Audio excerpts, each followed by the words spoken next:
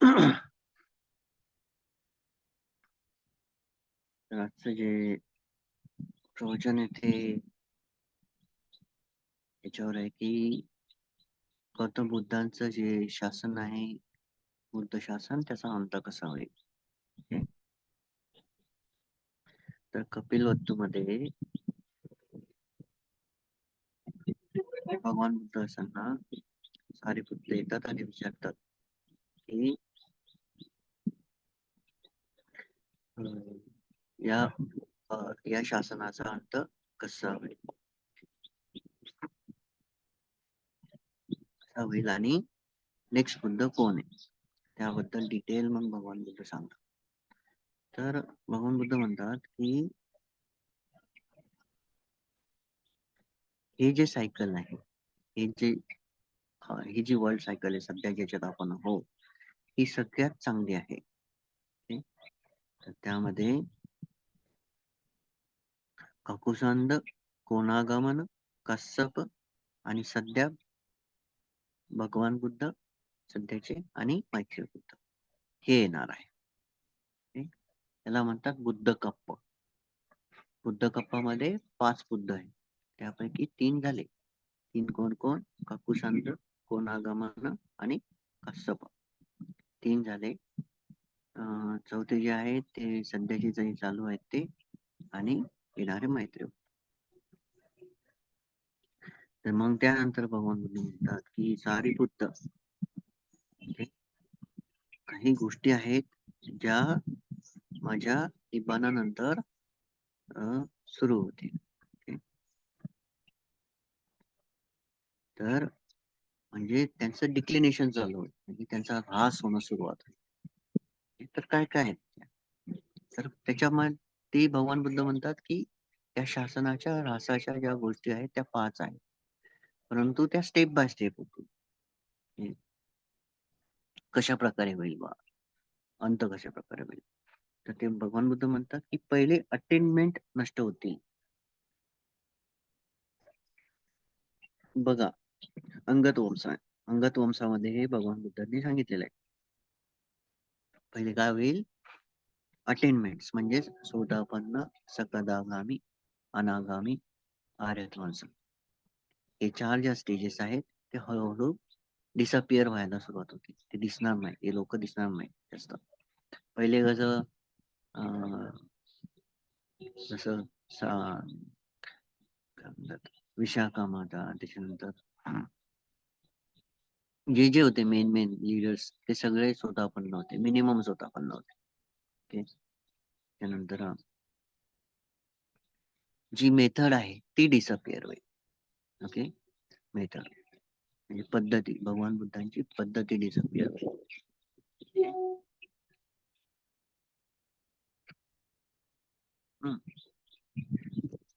आता हे तुम्ही खूप खूप रिस्पेक्टफुली आणि खूप व्यवस्थित ऐका. त्यानंतर पद्धती डिसअपिअर होईल, म्हणजे निब्बाणापर्यंत कसं जाईल. त्याच्यानंतर शिकवण डिसअपिअर होईल, म्हणजे शिकवण नाश, लुप्त पावेल. लुप्त हा शब्द चांगला आहे. ओके. त्याच्यानंतर सिम्बॉल्स, चिन्ह नष्ट होतील आणि त्याच्यानंतर धातू नष्ट होतील. ओके. धातू नष्ट होतील. तर भगवान बुद्ध म्हणतात की भगवान बुद्धांच्या परिनिब्बाणानंतर 1000 वर्षापर्यंतच जे भिक्खू असतील ते पतिसंविधान ज्ञान हे प्राप्त करण्यास लायबल असते, एलिजिबल असते आणि क्विकली प्राप्त करते. ओके. मग जसं जसं वेळ जाईल जसा जसा वेळ जाईल समोर, तर त्यांच्यापैकी म्हणजे मग कोणीही अनागामी, ओके, ते फक्त अनागामी प्राप्त करण्यासाठी लायबल होते. जसा जसा वेळ जाईल मग ते सकदागामीसाठी होतील आणि मग स्वतःपन्न म्हणजे हळूहळू जे आहे, जसं अरहंत, जे आता पहिले कसं होतं की पहिले अरहंत खूप व्हायचे, आता अरहंत कमी होऊ लागले, आहे की नाही. मग पहिले अनागामी खूप लोक व्हायचे. हळूहळू हळूहळू अनागामी कमी व्हायला लागले. म्हणजे अटेनमेंट नाही भेटू लागलं. मग सकदागामी पर्यंत जायचे. आता सकदागामी दिसतही नाही. स्वतः पण जायचे. आता स्वतः पण दिसत पण नाही.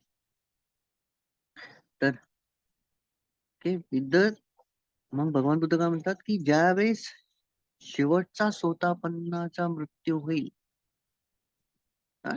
तिथून अटेनमेंट डिसअपिअर होते. म्हणजे तिथून हे जे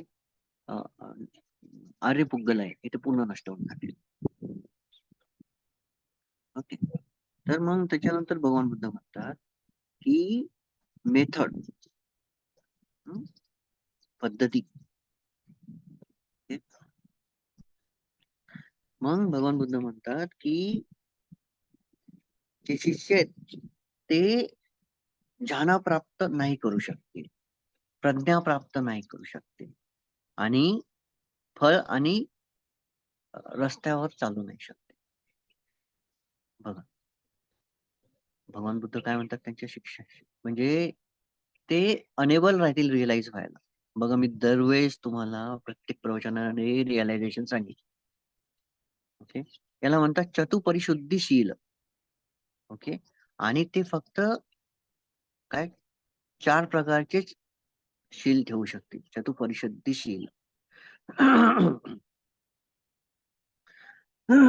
ओके. त्याच्यामध्ये आहे पातिमोक्ष संवरशील, इंद्रिय संवरशील, आजीव परिशुद्धशील आणि पच्चय संन्नसिद्धशील. पातिमोक्ष संवरशील म्हणजे काय? भिक्खूंचे विनय. ओके. इंद्रिय संवरशील म्हणजे काय? इंद्रियांसाठी असलेले शील. आजीव पारिशुद्ध शील म्हणजे काय? आपण जे आजीव अट्टमग घेतो त्या टाईप. जीवन जे आहे ते शुद्ध करण्यासाठी. पाश्चित्य सन्नसिद्ध पाश्चय सन्नशील म्हणजे काय? की 4 जे रिक्विजिट्स आहेत, 4 जे दानाच्या बाबतीत 4 महत्वाचे जे रिक्विजिट्स आहेत त्याबद्दलचे. ओके. मग जसा जसा वेळ जाईल, ओके, जसा जसा वेळ जाईल तर लोक काय आहे की 4 प्रकारच्या पराजिका इझिली करतील. ओके.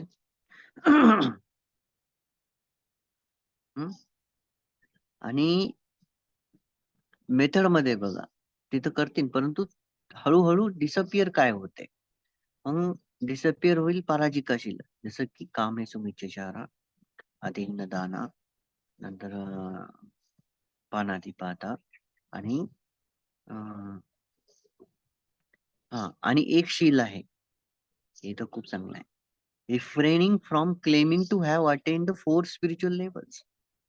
बघा हे आता सध्या घडत आहे. हे सध्या घडत आहे. काही काही जण म्हणतात की मी स्वतःपन्न आहे, मी अनागामी आहे, मी हे आहे, मी तो आहे.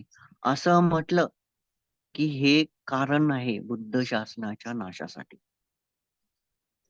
हे मी नाही म्हणत आहे बरं, हे भगवान बुद्धांनी अंगद वंशामध्ये म्हटलेलं आहे. ओके. 4 शील कोणते आहेत नाशासाठी? म्हणजे हे जे शेवटचे भिक्खू असतील हे हे अशा प्रकारे करतील. हे डिसायपल्स जे शिष्य आहेत. आणि भगवान बुद्धांनी स्पष्ट सांगितलं होतं की भिक्खूंनो कधीही तुम्ही तुमची प्राप्ती सांगू नका. त्यानंतर भिक्खूंनो कधीही तुमची इद्दी जी आहे ती दाखवू नका. ओके. आता देवदत्तानं काय केलं होतं? देवदत्तानं जेव्हा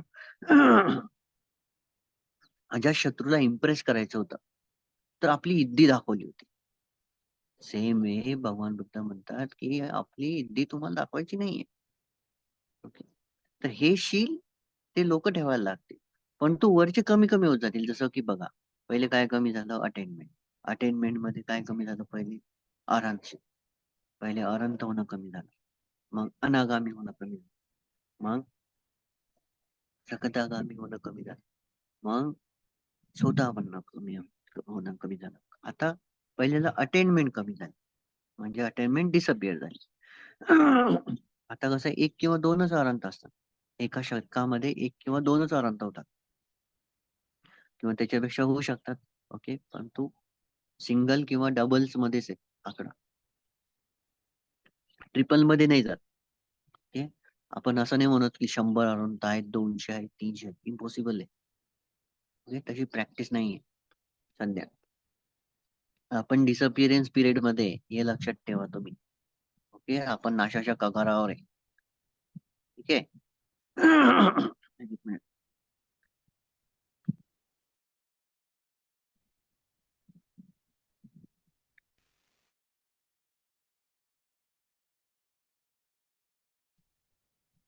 ओके.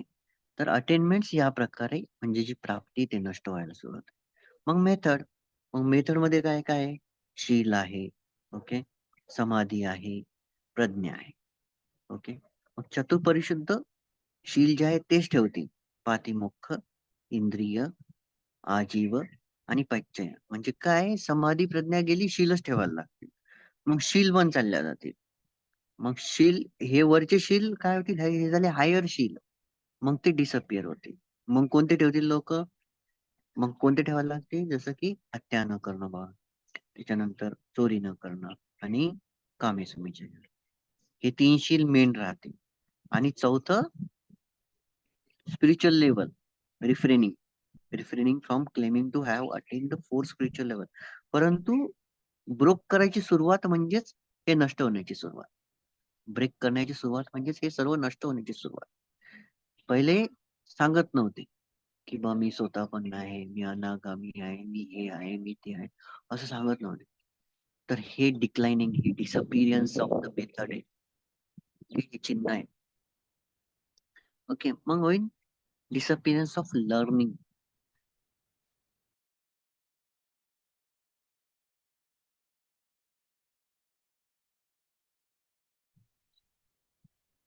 डिसअपिरियन्स ऑफ लर्निंग जसं की रिपीट मग विनय, सुत्त आणि अभिधम्म. ओके. ज्याच्यामध्ये भगवान बुद्धांचे शब्द आहेत. तर जे डिसअपिरियन्स आहे ते लगेच नाही होणार. ओके. परंतु जसं जसं टाइम जाईल आणि राजे येतील वेगवेगळे आणि वेगवेगळ्या गव्हर्नमेंटच्या ऑथॉरिटीज येतील, तर या इरेग्युलेशन्स मुळे, अनियंत्रितपणामुळं काय होईल की जी कंट्री आहे किंवा जो देश आहे तो व्यवस्थित राहणार नाही. आणि त्यामुळं काय होईल की जो त्रिपिटक आहे ते नष्ट व्हायला सुरुवात होईल. याचं स्पष्ट उदाहरण आपण श्रीलंकेमध्ये ह्याच्यापासून घेऊ शकतो. अलुविहार आहे. ओके. अलुविहाराची स्टोरी जर माहिती असेल ना तर बघा. त्यावेळेस ड्राऊट म्हणजे अकाल पडला होता. त्या अकालमुळं संघ हा नष्ट नाही व्हावा. संघ हा नष्ट नाही व्हावा त्यामुळे तिथल्या जो राजा होता देवनाम पियतीस, त्यानं काही भिक्खूंना भारतामध्ये पाठवलं, काही भिक्खूंना अयोग्य स्थळी पाठवलं, अनुराधपूरच्या जवळ. आणि तिथे त्यांना 14 वर्ष आश्रयित ठेवलं, जिथपर्यंत हे अकाल जो आहे, जो रोगराई आहे ती नष्ट होत नाही. हं? त्याच दरम्यान मग जे तामिळ राज्य होते त्यांनी तिथं आक्रमण केलं. या सर्व गोष्टी घडल्या. ओके. आणि हे पण लक्षात ठेवा की भगवान बुद्धांना माहिती होतं की कोणता देश हा धम्म व्यवस्थित ठेवू शकेल. सेम आहे बघा. सेम पिरियड आहे. भगवान बुद्ध 3 वेळेस श्रीलंकेत गेले. आज श्रीलंकेची स्थिती धम्माच्या बाबतीत आणि आपली स्थिती बघून घ्या तुम्ही स्वतःच. याच्यासाठी काही बोलायची गरज नाही. डिक्लायनेशन आपल्याकडे खूप आहे. शिलाचं पालन करतच नाही. मोस्टली होत नाही. आणि करतही नाही. कारण असतात, होत नाही. दैनंदिन जीवन आहे, आम्हाला खोटं बोलावं लागतं. या पद्धतीचे कारण दिल्या जातात. ओके. तर हे डिसअपिरियन्स आहे सरसर. ओके. तर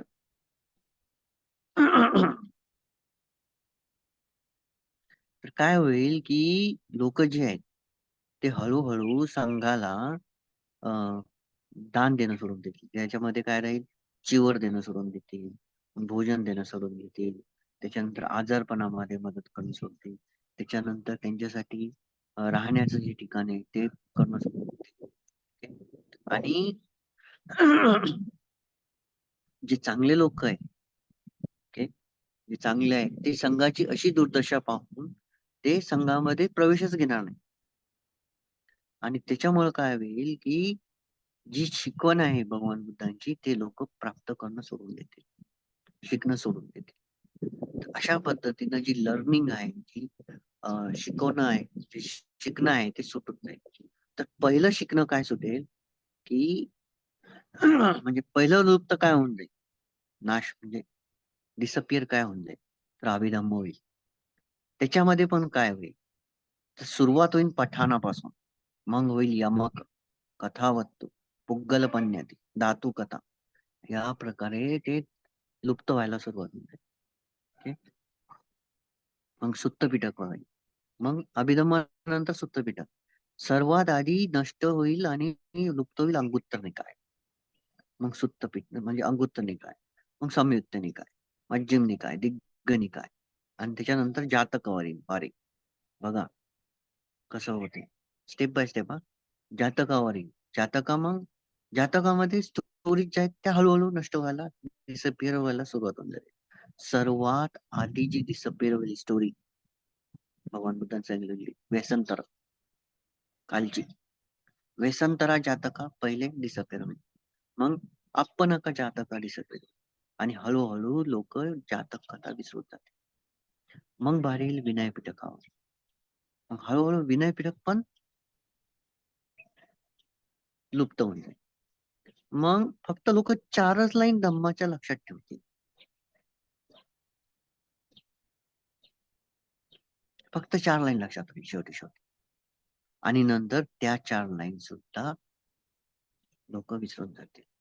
अशा प्रकारे शिकवण जी आहे त्रिपिटक हे लुप्त होऊन जाईल. ओके. मग लुप्त होईल चिन्ह. हं? चिन्ह जसं की स्तूप आहे, भगवान बुद्धाचे पाय आहे, मूर्ती आहे हे. मग यामुळं काय होईल की भिक्खू नसल्यामुळं, हं? भिक्खू नसल्यामुळं जे शिकलेले नाही, जे विनयामध्ये नाही, हं? आणि अशा पद्धतीचे साधू होते, ओके, आणि ते चिवरचा विरोध करते. हे चालू आहे सध्या, हे जास्त दूरची गोष्ट नाहीये, हे चालू आहे सध्या. चिवरचा विरोध करते आणि मग ते गळ्यामध्ये पिवळा पट्टा घालणं सुरू करते. आहेत लोक असे, ओके, ते पिवळा पट्टा घालणं चालू करते गळ्याच्या भोवती. ओके. तर ते काय करते की धम्माला स्वतःच्या आजीविकेचं साधन करून टाकते आणि स्वतःच्या बायकोला आणि मुलांना सपोर्ट करते या basis वर. मग हळूहळू संघाची जी सिम्बॉल्स आहेत ते सर्व नष्ट व्हायला सुरुवात होत आहे.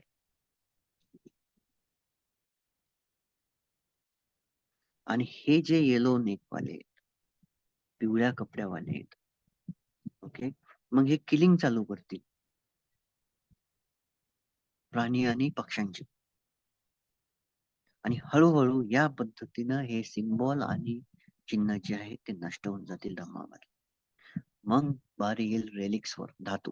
हे तर खूप जबरदस्त आहे, आता नीट ऐका. मग हळूहळू 5,000 वर्ष जे होतील, 5,000 वर्ष जुना होईल भगवान बुद्धांचा धम्म, त्यावेळेस जे रेलिक्स आहे, जे धातू आहे ते फेल होतील. रेव्हरन्स, वंदनासाठी कोणी वंदन करणार नाही धातूंना, कोणी आदर करणार नाही. ठीक? वंदन आणि आदर होणार नाही, त्यामुळे काय होईल, ओके, त्या सर्व जगामधून जिथं जिथं धातू आहेत, कुठं कुठं आहेत, सर्व जगामध्ये जिथं मनुष्य, देवता आणि ब्रह्म आहे त्यांच्याबद्दल धातू आहेत, हं? ते सर्व धातू बोधगयामध्ये येतील, फुटू ना, सगळ्या ठिकाणी फुटतील ते, आणि बाय एअर ते बोधगयामध्ये येतील, ओके, आणि ते जमा होतील, आणि तिथं भगवान बुद्धांचं शेवटचं प्रवचन. फक्त 2च एलिमेंट राहतील त्या धातूमध्ये, वॉटर आणि फायर. वॉटर आणि फायर दोनच धातू राहतात.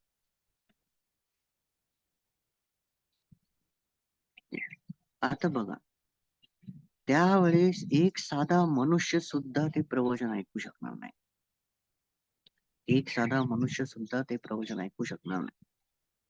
ओके, कारण की रेवरन्स, मी बघा सकाळी तुम्हाला अर्धा घंटा प्रवचन देईल. कशावर? आदर. आदर. शिक्षकांप्रती आदर नष्ट व्हायला सुरुवात झालेला असतो. त्याच्यामुळे हे सगळं घडत जातं. जसं बुद्धांच्या प्रती जो आदर आहे, जी श्रद्धा आहे, ती नष्ट व्हायला सुरुवात होते. Right? बघा, मी तुम्हाला सकाळी सांगितलं, परंतु या सुत्तामध्ये पण तेच सांगत आहे, अंगद वंशामध्ये. काय सांगत आहे की आदर प्राप्त नाही होणार धातूंना. किती इंटरकनेक्शन आहे धम्म, किती सुंदर इंटरकनेक्टेड आहे. की हे नाही म्हणून ते नाही, ते नाही तर ते पण नाही. ओके, तिथं मनुष्य बिलकुल राहणार नाही. का? कारण की आदर नाही. ओके, आदर नाही, रेव्हरन्स नाही. ओके, तर तिथं काय होईल की 10,000 जगामधून, बघा नीट शब्द का, 10,000 युनिवर्स, 10,000 युनिवर्स मधून फक्त देवता येतील. आता हे आपलं एक युनिवर्स आहे. अशा 10,000 युनिवर्स मधून देवता येतील ते प्रवचन ऐकायला. आणि त्या लाखो हजारो देवतांमधून काही जणांना शिकवण समजेल. ओके, काही जणांना शिकवण समजेल. आणि त्याच्यापैकी जेव्हा त्यांना शिकवण समजेल तर ते खूप जोरात रडतील देवता. आणि त्याच्यापैकी एक जण ज्यांच्या 10 पारमिता परिपूर्ण आहेत ते निब्बाणाला जातील. आणि ते रडता रडता म्हणतील की आता इथून आम्ही अंधारामध्ये आहोत. किती सुंदर वाक्य आहे. कारण की ते शेवटचं प्रवचन आहे या शासनाचं. तिथून अंधार सुरुवात होऊन जाईल, अविद्येचा. ओके, तिथून अंधार सुरुवात होऊन जाईल. ओके, त्याच्यानंतर पूर्णचे पूर्ण जे धातू आहेत, पूर्णचे पूर्ण ते जळून जातील. ओके, आणि तिथून त्या धातूंचा पूर्ण डिसअपियर.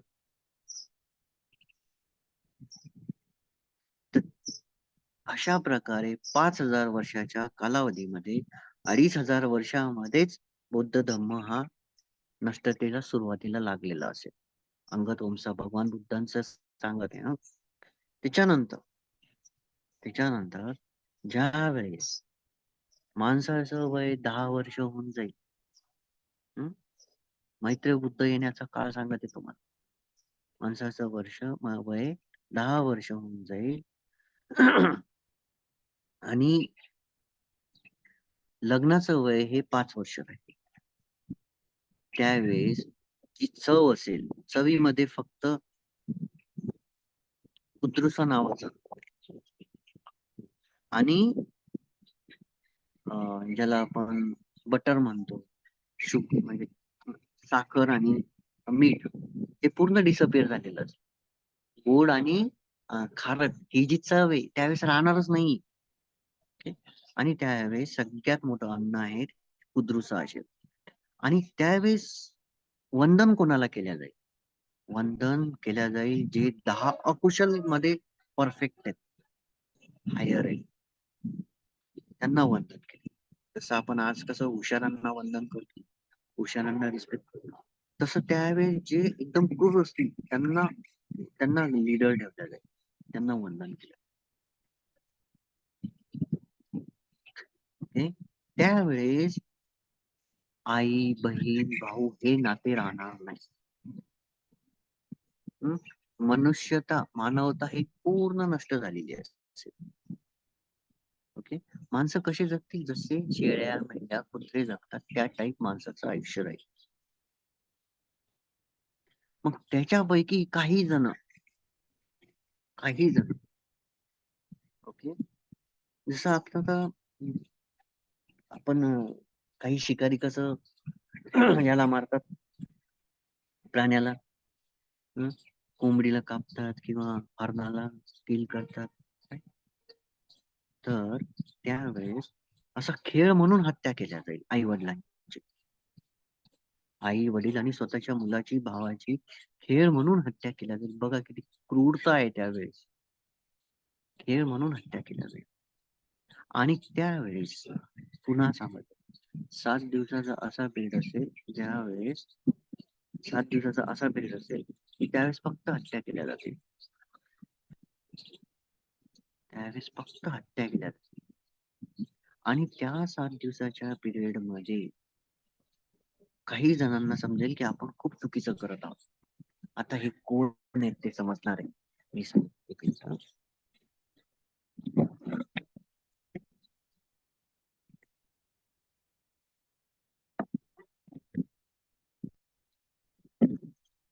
आता कोण आहे ते समजणार आहे.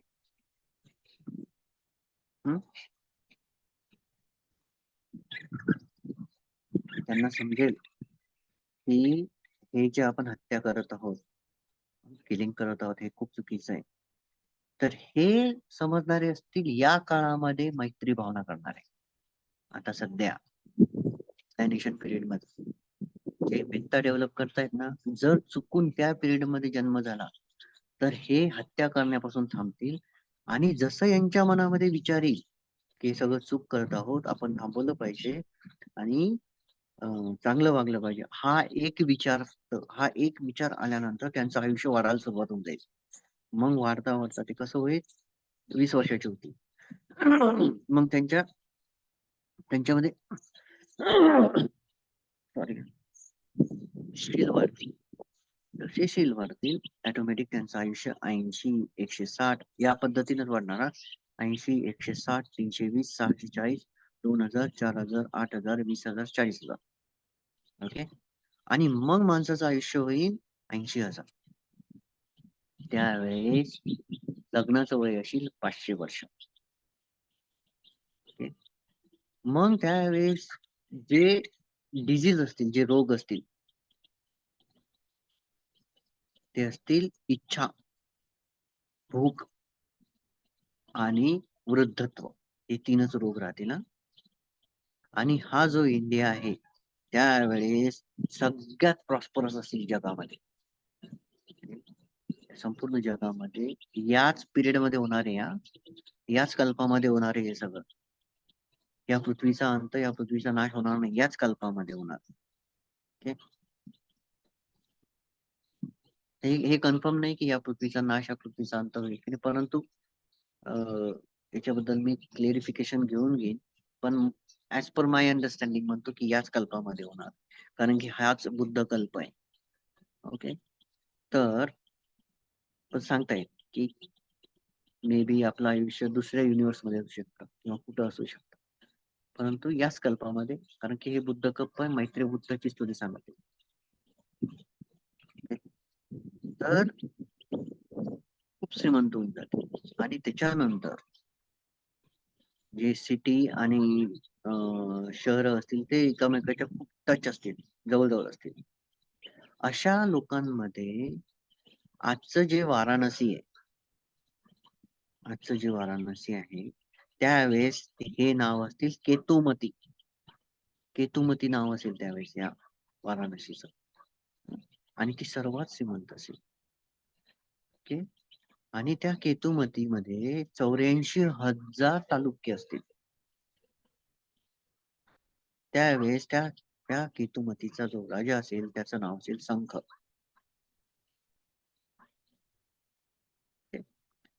त्यावेळेस ओके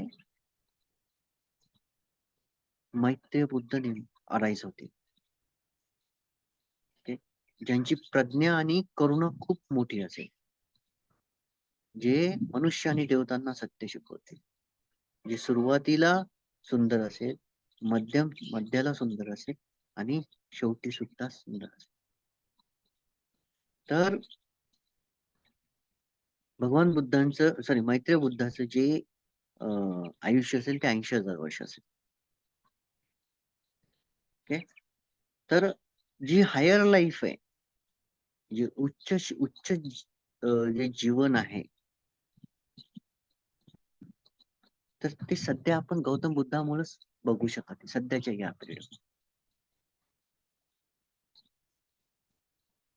परंतु मैत्रेय बुद्ध जे आहे ते दरवेळेस हजारो काय म्हणतात त्याला, भिक्खू आणि भिक्खुनी आणि शिष्यासोबत राहतील.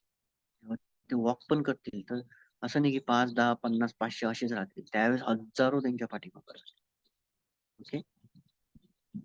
त्यावेळेस किंग संख किंग संख त्यांच्यासाठी मोठा एक पॅलेस बनले.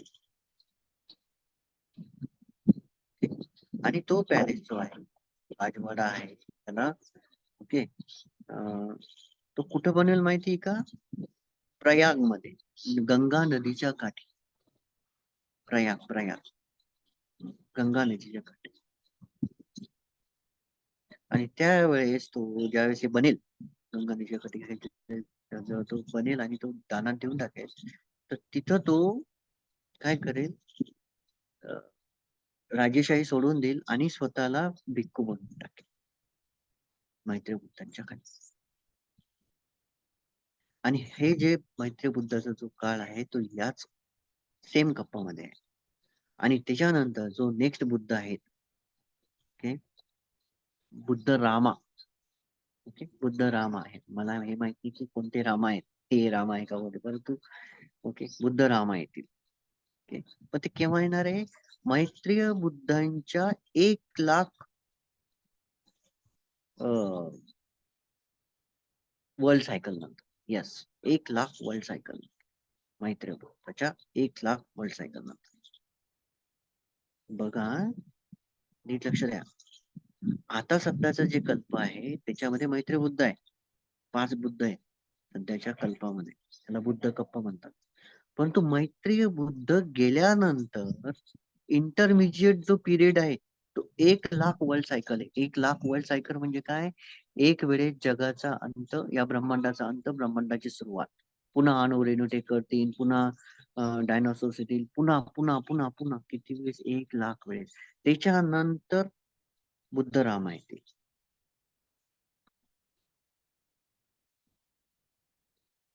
आणि हे केव्हा होईल? मैत्रीय बुद्धांचा डिस्पेन्सेशन पास हवे झालं, म्हणजे जसं मैत्रीय बुद्ध चालले जातील आणि त्यांचं डिस्पेन्सेशन जातील, त्याच्यानंतरच हे सगळं होईल. तर आपण जो आहोत आता सध्या खूप फॉर्च्युनेट आहे, आपण खूप खूप म्हणजे लकी म्हणू शकतो की आपण या बुद्ध कप्पामध्ये जन्मलाय. परंतु आपण त्या पिरियड मध्ये जिथं डिक्लायनेशन सुरू आहे, म्हणजे नाशाच्या सुरुवातीला. ओके.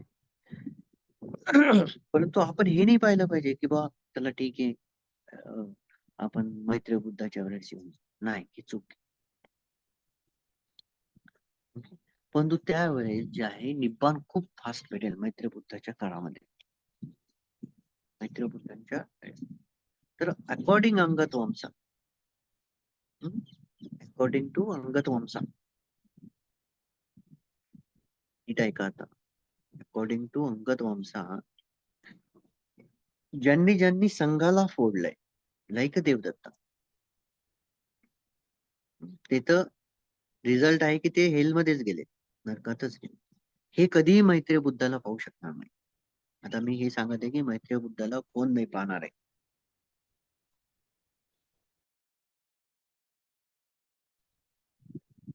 मैत्री बुद्धाला कोण पाहणार? देवदत्त नाही पाहणार. आणि जे जे संघामध्ये फूट पाडत आहे ते कधीही देवदत्ताला पाहू शकणार, सॉरी, मैत्री बुद्धाला पाहू शकणार नाही. ओके. कारण की देवदत्त पूर्ण महाकल्प जे आहे, तर त्याचं लाईफ स्पॅन किती आहे देवदत्ताला तिथं राहण्याचं अविची मध्ये, म्हणजे महाकल्पापेक्षा जास्त. आणि जे चुकीचे व्ह्यूज ठेवतील आणि आर्याला दोष लावतील, आर्य संघाला, ते कधीही मैत्री बुद्धाला पाहू शकणार नाही, अकॉर्डिंग टू अंगत वंशा. जे लोक आता पाहतीन कोण? बघा आता, जे लोक दानामध्ये, जे लोक दान देत आहेत, त्याच्यानंतर शील पालन करतायत, नंतर उपवासात पालन करतायत, त्यांच्या रिलिजियस ड्युटीज पालन करतायत, विहार बांधतायत, त्याच्यानंतर लोकांसाठी चांगलं करतायत, रस्ते बांधतायत, पार्क बांधतायत, ते पाहते. त्याच्यानंतर जे आता सध्या जे भगवान बुद्धांना दानामध्ये फुलं ठेवतायत, मेणबत्त्या ठेवतायत, आणि त्यांच्या समोर आता इथं जसं दानामध्ये भोजनाचं ठेवलंय ते ठेवताय, दान ठेवताय, आणि पुण्य करण्यामध्ये आनंद निर्माण करतात. पुण्य करण्याच्या आधी त्यांना आनंद असतो, करतानाही असतो, ते पाहते. आणि जे बुद्ध शासनासाठी काम करतील ते पाहतील. ओके. आणि जे संघासाठी दान करतील ते पाहतील. ओके. आणि जे मदर आणि फादर साठी रिस्पेक्टफुल ड्युटीज करतील, आई आणि वडिलांसाठी आदर वित्तर्थ कृती करतील ते पाहतील. जे मोठ्यांचा आदर करतील ते पाहतील, जे टीचर्सला आदर करतील ते पाहतील. ओके. आणि जे जे लोक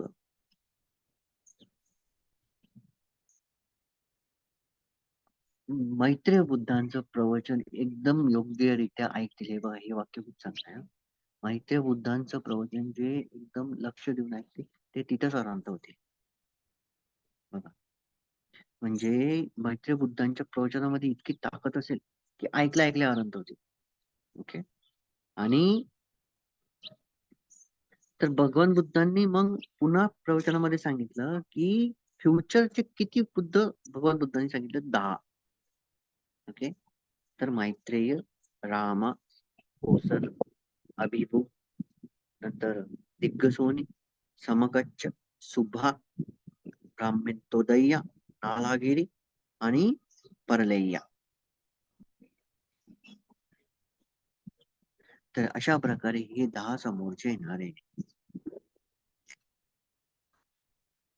तर आपण या गोष्टीवर लक्ष नाही द्यायचं आहे की समोर कोण येणार. इम्पॉर्टंट आहे की आज आपल्याला सर्व गोष्टी भेटत आहे. आता मी तुम्हाला सांगतो की अंगत वंशानुसार सगळ्या गोष्टी आपल्या आजूबाजूला दिसत आहे. काही लोक संघाचा आदर करत नाही, काही लोक डाऊन घेतात, काही लोक रॉंग व्ह्यू न प्रॅक्टिस करतात. ओके. तर हे सगळं डिक्लायनेशन आहे. हा हा नैसर्गिक नियम आहे. काहीला समजतं, काहीला समजत नाही. Okay? त्यासाठी कोणी दोषी नाहीये. परंतु ज्या वेळेस आता कोण पाहणार, आपल्याला ते करायची गरज आता सध्या आपल्याला आपण आपल्या पारमिता कशासाठी परिपूर्ण करत आहे, फक्त याच्यासाठी की आपण याच जन्मामध्ये अटेंडमेंट प्राप्त केली. या जन्मामध्ये नाही तर समोरच्या, परंतु कुठं ना कुठं आपली प्रॅक्टिस व्यवस्थित व्हायला पाहिजे.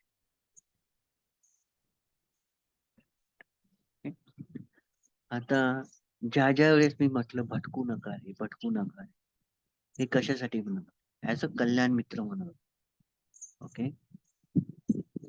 तुम्ही कितीही काही करा, मी तुम्हाला स्पष्ट सांगत आहे. ओके. कितीही भटका, कितीही जा, काही करा.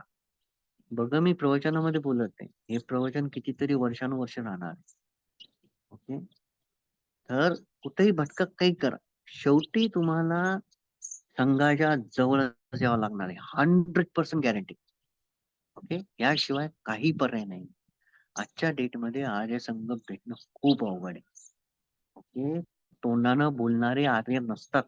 1000 वेळेस सांगितलंय. श्रीमंत माणूस कधीही श्रीमंती दाखवत नसतो. ओके. जो फेक असतो तो श्रीमंती दाखवत असतो. समजत आहे का माझं वाक्य काय म्हणत मी? ओके. बलशाली कधीही बल दाखवत नसतो. बलशाली हा संयमित असतो. ओके. म्हणून हे आपण शिकायचं आहे. आज मी तुम्हाला अंगत वंशाद्वारे सांगितलं की कसं डिक्लायनेशन होणार. तुम्ही स्वतः चेक करा कसं घडत आहे सगळीकडे. अनादर, भिक्खूंना आदर नाही. त्यानंतर भिक्खू सुद्धा शील पालन नाही करत. त्यांना मी तुम्हाला शील कसे कसे नष्ट होणार आहे ते पण सांगत. तसंच तर होतंय. आजही बघा येलो नेक वाले दिसतायत तुम्हाला. पिवळी पट्टी घालणारे, रोप नाही घालायचा बा. अशी चिवर नसतात, हे नसतात, ते नसतात. किती व्ह्यूज वाढलेले, किती रॉंग इव्हन आपल्या ग्रुपमधले रॉंग व्ह्यूजला भटकलेले. ओके. सरळ स्पष्ट बोलत आहे एकदम. हे का होतं? कारण की तो व्यक्तीच नाहीये पहिली गोष्ट. कारण की त्या व्यक्तीचे तशा प्रकारच्या पारमिता असतात, तशा प्रकारचे कर्म असतात, की त्या अशा प्रकारचं असोसिएशन असतं. कधी-कधी आपण तशा प्रकारच्या लो ग्रेडेड टीचर्सला भेटलेलो असतो. त्याच्यामुळे या जन्मातही लो ग्रेडेड टीचर्सला भेटतो. कधी-कधी आपण हाय ग्रेडेड भिक्खूंना भेटलेलो असतो. त्याच्यामुळे या जन्मामध्ये पण आपण उच्च कोटीच्या भिक्खूंना भेटतो. तो सर्व कर्माचा खेळ आहे. परंतु विस्डम आणि सती खूप इम्पॉर्टंट आहे. आपण ती डेव्हलप केली पाहिजे. याच्यामुळे आपली अंडरस्टँडिंग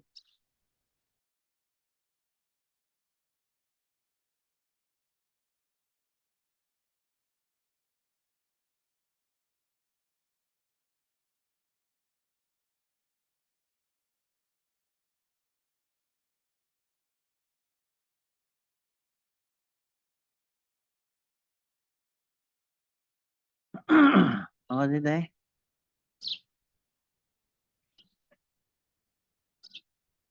येस सर. तर हे सर्व कर्माचा खेळ आहे. ज्याच्यामुळं आपण असंच भटकत राहणार आणि असंच करत राहणार. म्हणून मी तुम्हाला रोज सांगत असतो, की तुमचा प्रत्येक दिवस योग्यरित्या पालन करायचं आहे. योग्यरित्या प्रॅक्टिस करायचं आहे. ओके. म्हणून जेव्हा समजलं तेव्हाच ऍक्ट करायची. समजून जर उशिरा ऍक्ट होत असेल तर मग त्या प्रॅक्टिसचा काही अर्थ नाही. ओके. आय थिंक एवढं इम्पॉर्टंट आहे. मी काही जास्त बोलत नाही. म्हणून प्रॅक्टिस जी आहे ती हळूहळू या पद्धतीनं आपण स्टेप बाय स्टेप वाढवायची. ओके. कोणी तुम्हाला म्हणेन मी 10 दिवसात स्वतः पण ना करून देतो, फेक आहे. ओके. हे फेक आहे, फेक. सरळ सांगतो, स्पष्ट तोंडावर सांगतो. वेळ नाही लागत ओळखायला. फेक आहे. म्हणून तुम्ही अरे स्वतःपणाची प्रॅक्टिस आहे. तुम्ही डायरेक्ट कसं काय होणार आहे? अनागामीची प्रॅक्टिस आहे. तुम्ही डायरेक्ट कसं काय होणार? या सगळ्या प्रॅक्टिसेस आहे. हं? तुम्ही डायरेक्ट इम्पॉसिबल आहे. मी स्पष्ट सांगते इम्पॉसिबल आहे. आज 18 वर्षाचा अभ्यास आहे माझा. 18 वर्षाचा भिक्खूंचा सहवास आहे. तेही मी हे म्हणत नाही ग्रेटेस्ट म्हणून. पण जे काही आहेत, नाव नाही घेणार. ओके. मग आपण स्वतः चेक केलं. मी तर तुम्हाला स्पष्ट सांगते व्हॅलिडेट करत जा, चेक करत जा जे बोलत आहे मी ते. तर तुम्ही भटकायचं नाही. मी दरवेळेस सांगितलं भटकायचं नाही. ओके. कारण की हा पिरियडच भटकण्याचा आहे. पिरियडच भटकण्याचा. तुम्हाला संघाचा सहवास भेटत याच्यापेक्षा सर्वोत्कृष्ट काय? तुम्ही स्वतःच फ्युचर सिक्युअर करत आहे. ज्यावेळेस तुम्ही दान करताय, आता जसं तुम्ही ते धम्मसरासाठी दान केलंय. तुम्ही सिक्युअर झाले, फ्युचर सिक्युअर करून टाकलं तुम्ही इनडायरेक्टली. ह्याच जन्माचं नाही. मैत्री बुद्धाच्या वेळेसही जर तुम्ही आले तर त्यावेळेस तुम्ही सिक्युअर झाले. आता सांगता येत नाही की कोण कुठं जन्म घेईल. कोणीच सांगू शकत नाही ना. कोणीच सांगू शकत नाही. मृत्यूनंतर सर्व जन्म आहे. सर्व जन्म आहे. कोणीच सांगू शकत नाही. तर या प्रवचनावरून आपण हे शिकायचंय की आपण डेज वेस्ट नाही करायचे. आपला वेळ वेस्ट नाही करायचा. ओके. तुम्हाला जर कोणी काही म्हटलं, ओके हे असे चेक करा, व्हॅलिडेट करा. Googleला जा. ओके. त्यांची हिस्ट्री चेक करा. त्यांचा अभ्यास चेक करा. टीचर्स सगळ्यात महत्वाचं लिनिएज चेक करायचं. ओके. कुठं शिकले? काय केलं? Everything must be checked. म्हणून या गोष्टी खूप इम्पॉर्टंट आहे. आपण श्रद्धा डेव्हलप आणि सकाळी जे प्रवचन दिलं ते कनेक्टेडच आहे या प्रवचनाशी. जिथं श्रद्धा डिक्लाइन, जिथं रिस्पेक्ट गेला, तिथं सगळं गेलं. जिथं आदर नाही, तिथं धम्म येणारच नाही, तिथं सत्य होणारच नाही. ओके. या गोष्टी खूप इम्पॉर्टंट आहे. म्हणून रिस्पेक्ट फर्स्ट, आदर फर्स्ट, देन एव्हरीथिंग. ऑटोमॅटिक श्रद्धा डेव्हलप होते, ऑटोमॅटिक धम्म डेव्हलप होतो, ऑटोमॅटिक समाधी येते, ऑटोमॅटिक तुम्हाला जे नॉलेज आहे, हायर एनालिटिकल नॉलेज आहे, ते यायला सुरुवात होते. सगळं इंटरकनेक्टेड आहे. परंतु पहिले रिस्पेक्ट, आदर. पहिले विनय. ओके. भगवान बुद्धांचा आदर, आपल्या टीचर्सचा आदर, या सगळ्या गोष्टी खूप महत्त्वाच्या असतात. ओके. आय थिंक एवढं इनफ आहे.